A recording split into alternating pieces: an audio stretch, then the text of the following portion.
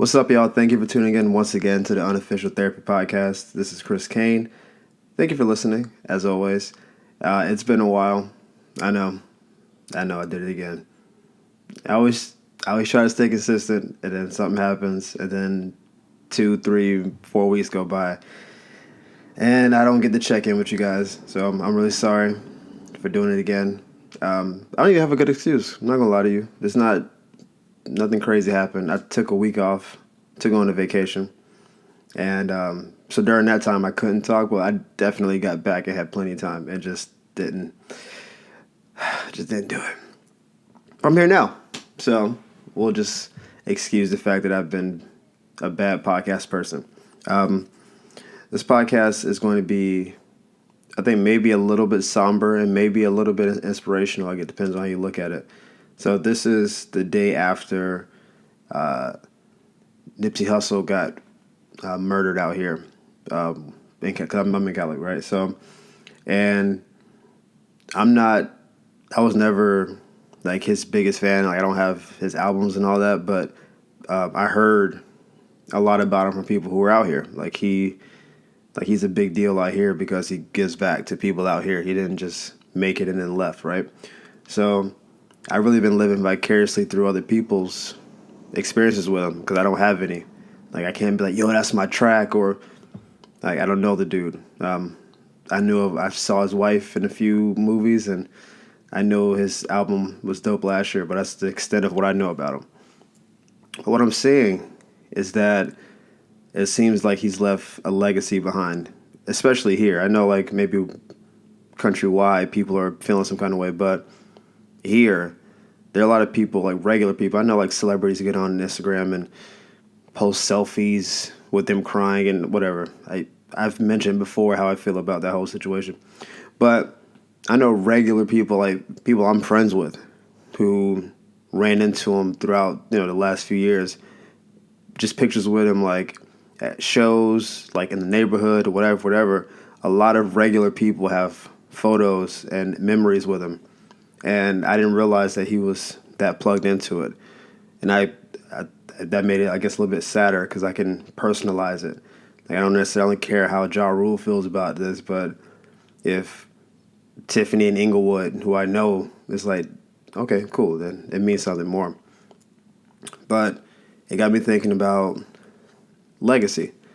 And I think it's something that I know is definitely a male trait, but I think it may even be a human trait. But I know for sure men always want to, like, leave a mark, leave something behind, because that's how history will remember you. And you start asking what your legacy is and what's it going to be. Like, I guess on some level, you can only do what you can do. You don't know how long you're going to be here, right? I'm sure he thought he had 40 more years in the community, 50 more years to do stuff.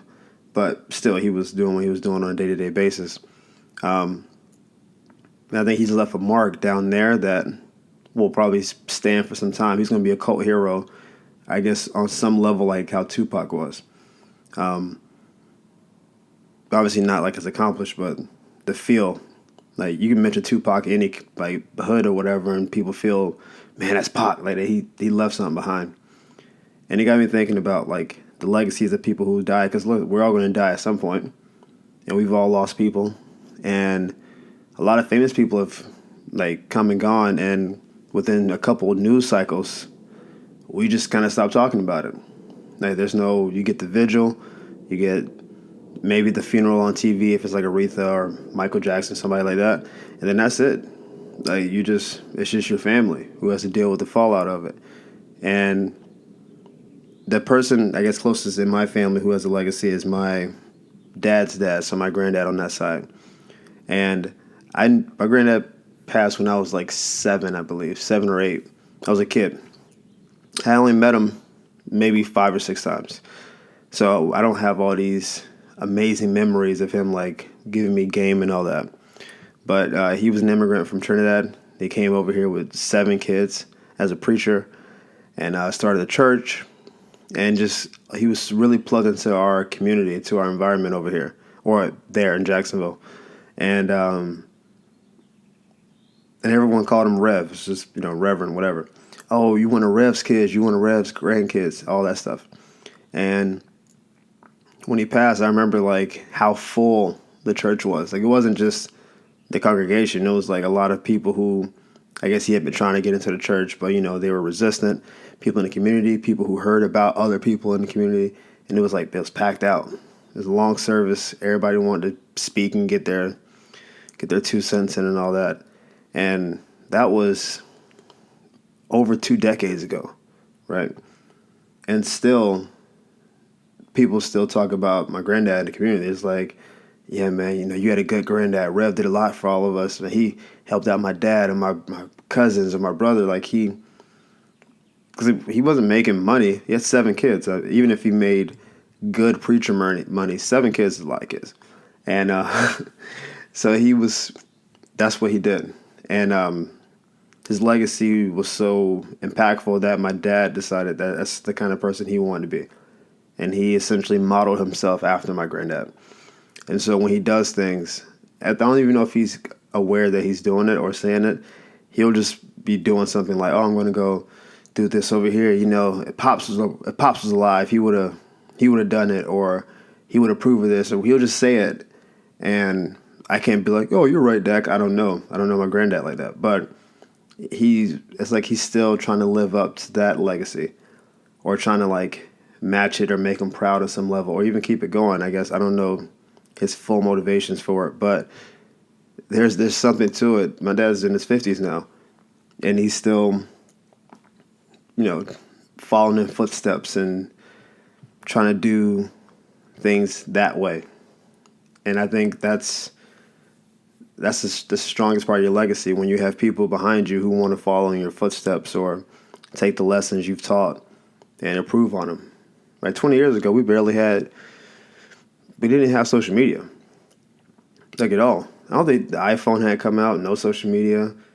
Like, what year was this? It was like 96, 97. We had just got the internet. So who knows how much bigger his impact could have been with the platform to be able to disseminate your message to the masses. Everything he did was in the community. It was face-to-face. It's like guerrilla marketing kind of thing. So I think about that sometimes, and I wonder what it would have been like, I guess, to know him better, to be older when he was around. I know he was like a very strict dude because he had 6 boys and 1 girl, and so when you have that many sons, you can't be weak because they'll try to take you down. That's just biology type stuff.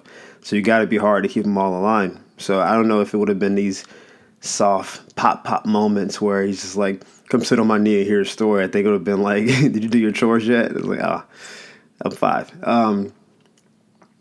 But it is something that I think about, and I watch my dad to see what he's doing now and to see what person he's trying to be. I know it's a stressful and it's a draining life sometimes, I think, to try to do the right thing all the time and to try to like model yourself after. I think this is a sports analogy. Like, how people do the whole Michael Jordan, LeBron thing. Like LeBron, like Jordan's alive, so whatever. But even LeBron said at some point that he was chasing a ghost of that 23 ghost, because it's like what Michael was and then how he's remembered are 2 different people on some level. And like if you talk to my dad 2 weeks before my granddad died, he would be like, "Yeah, my dad's a cool person, but man, he's probably like a hard ass." Like I'm sure it would have been something critical he would have thought of, like, "Man, I wish you would have been a little softer, or maybe a little bit more." I can't say nurturing because my grandma was there, but I'm sure you probably wanted a better relationship than what they had. And as soon as he passed, it was like almost like you're deified, and I gotta live back up to that. So, like, I don't know, it's draining and exhausting trying to live up to something that may not be fully authentic, but I think it's something worth doing because he's doing it for the right reasons. Like, he's doing good by other people. So that's the closest legacy, like, in my immediate life that I've kind of seen play out.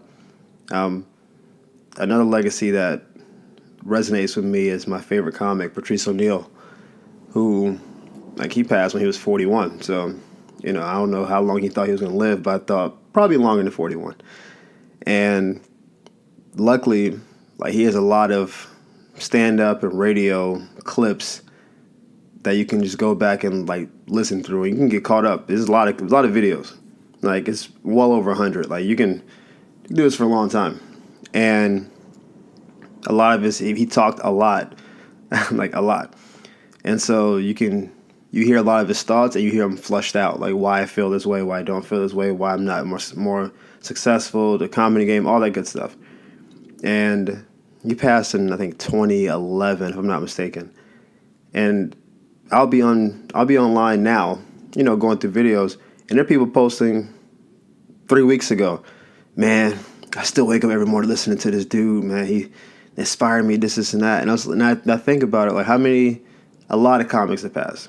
It's a thing in the comedy world, maybe acting, I guess, too. Like when you're on that end of the spectrum, there's a lot of psychosis, a lot of loneliness, a lot of pills, a lot of drugs, and as a result, a lot of our great talents just don't live that long. Like I think we should be more thankful that we still have Eddie Murphy around. People don't even like talk about it like that, but this was 30 years ago. He would probably already be out of there. Like we lose a lot of people well earlier than their lives probably should be over. And so you start wondering, like, all right, what comics like left something, like the Carlins, the Pryors, these kind of people.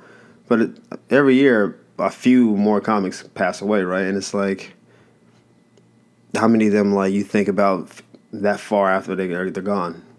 I listen to Patrice at least once or twice a week now.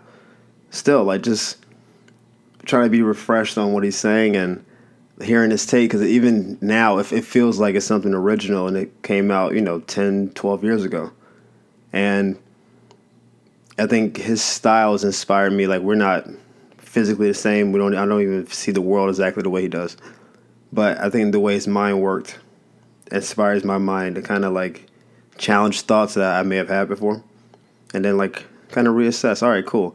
This is what I would have thought before he started talking, but he made some compelling points. Let's go back and let me search myself to see where I am on this. And I think that's all you can really hope for at that point, when you state an opinion that's opposite to someone else, that they'll, for a moment, reassess their opinion and be like, all right, you make some points. Maybe I'm not 100% sure on the point that I had. I may still hold it because, I built my life on it or something, but it's not as rock solid as I thought it was. And I think that's really a win, especially in today's society where people make up their minds and then, like, even in the face of evidence, just be like, nah, I don't I don't feel that way. I know you're telling me this is the truth, but my truth is this, and so I'm doing it that way. And so then that brings me to what I guess my eventual legacy is going to be. I have no idea how long I'm going to live. Hopefully a long time. I want to be around to see how this whole world turns out during my lifetime, see how many diseases they cure, see medical advancements, to see if we have that iRobot moment that everyone seems to be afraid of. To see how I'm really curious how social media is going to affect people going forward. I've talked to a couple nerdy friends, and I think on some level it's going to be some kind of like Ready Player One situation where people live in regular life, but regular life is going to be so boring and so like mundane that people just jack in and plug into this alternate reality where you can be the greatest versions of yourself. If you've never seen the movie, you should. I think it's on Netflix still. It's an interesting movie. But I see it where we legit are going to live in two different worlds. Because right now, even social media now is like, it's really like the spokesperson of what real life is.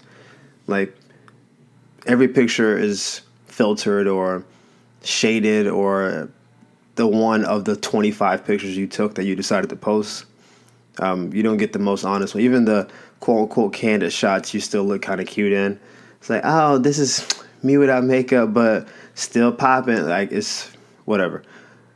You can tell I don't like social media. But, and it's also, it's a place to flaunt, like to just show off when you're doing something well. And so what that does is create envy in other people who I guess aren't doing as well, and people who like you think you're doing as good as the picture and the post you're putting up are, even though that's probably a snapshot of your day and your life and all that stuff. It's not real, and yet I think people are basing a lot of their stuff on it. I mentioned before on the previous podcast, I was trying to get booked for a comedy thing, and I sent him my video, and he said, "Hey, you got a funny video." I was like, "Hey, thanks, man, I appreciate it." He said, "How many followers you got?" I was like, I don't know, like 1,000." And they said, well, sorry, man, we can't book you for the show. We need you to have at least 10,000 followers. And I was like, what? I thought this is not a comedy show. It's not about being funny.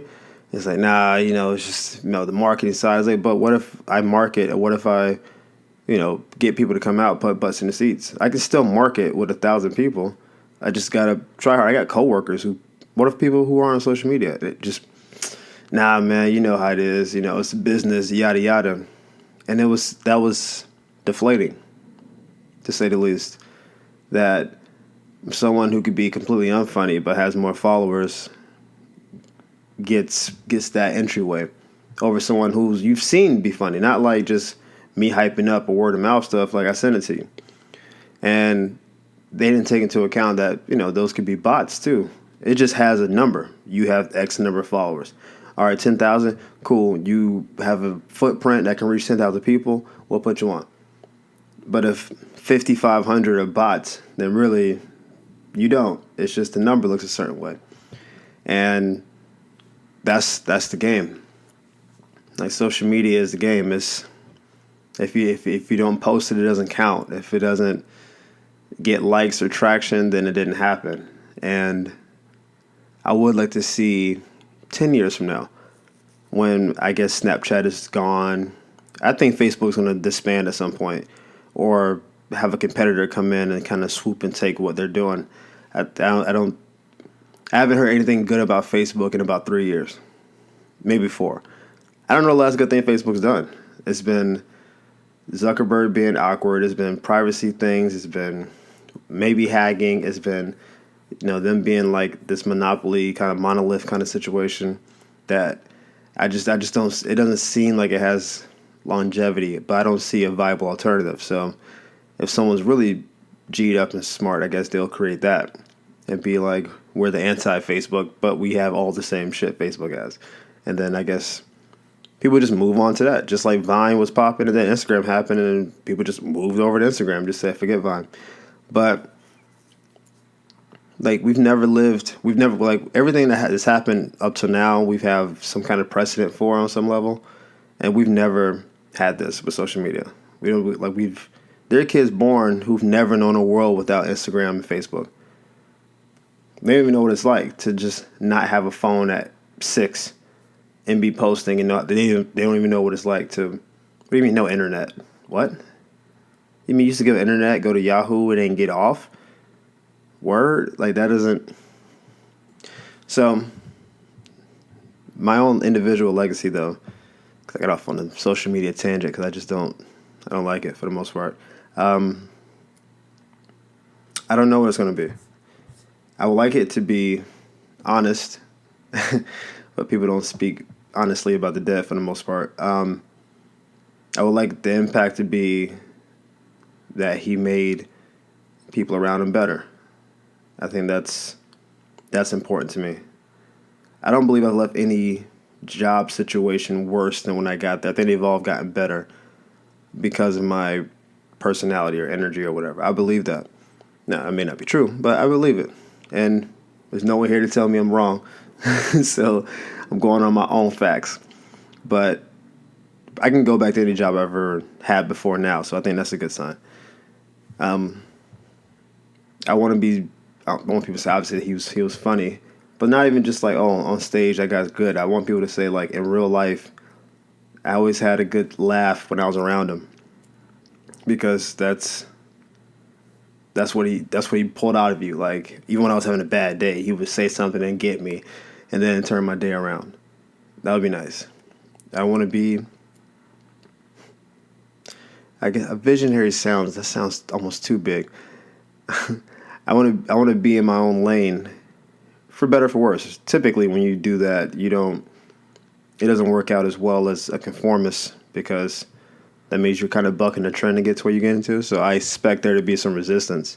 So even if like, oh, he's in his own lane, like let's say musically, like on some like J. Cole kind of situation, like, oh yeah, he's got a following, he's got fans and all that, but like he's not gonna get a Grammy because he doesn't do the political stuff that's probably required of that. But he will sell the shows, he will make money, but people always talk about Kendrick or Drake first because they're the ones that are, doing the rest of the stuff to get that stuff, right?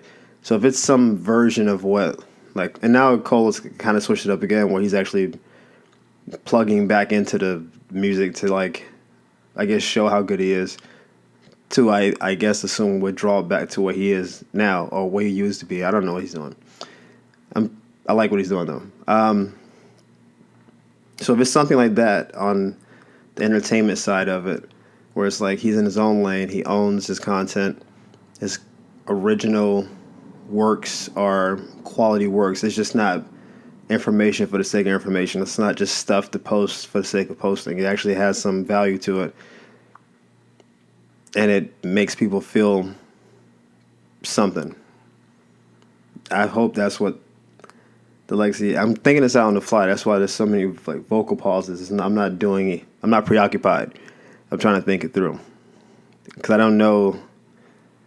It's kind of hard to think about mortality when you're not like in a mortal state, right? Like when you're not like, oh, I'm impending death. So it's like I feel like I'm going to live for some time, but it's an interesting question because.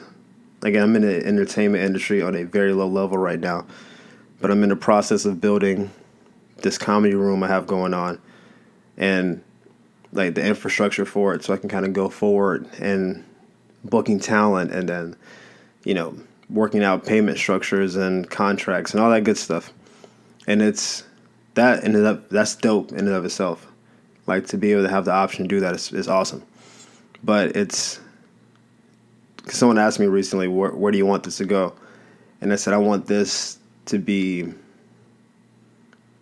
a destination spot in the valley. That's what I told him.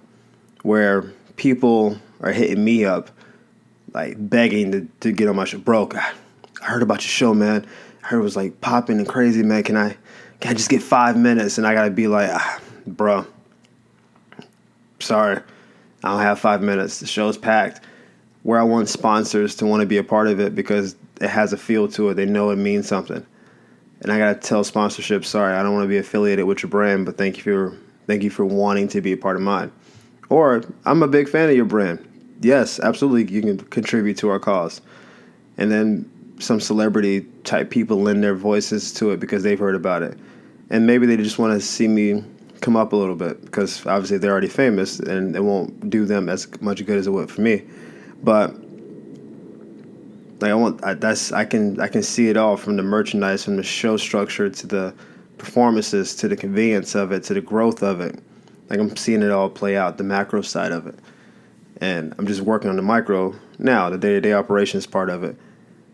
And on a legacy standpoint, I want there to be maybe eventually a comedy club built in the valley, inspired by the fact that the people who have the money for buildings and all that see that there's a market for it because they saw what I'm doing.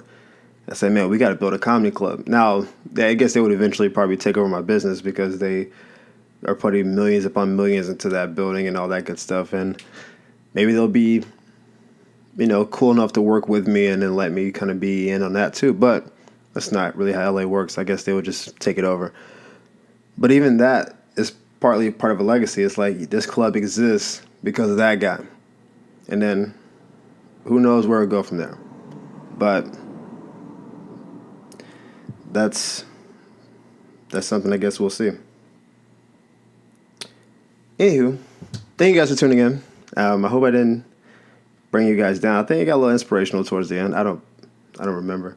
I don't know if it landed, but the end wasn't supposed to be sad. It was supposed to be like hopeful towards the future. But the middle definitely got a little. But as always, thank you guys for listening. Tell your friends, family, all that good stuff.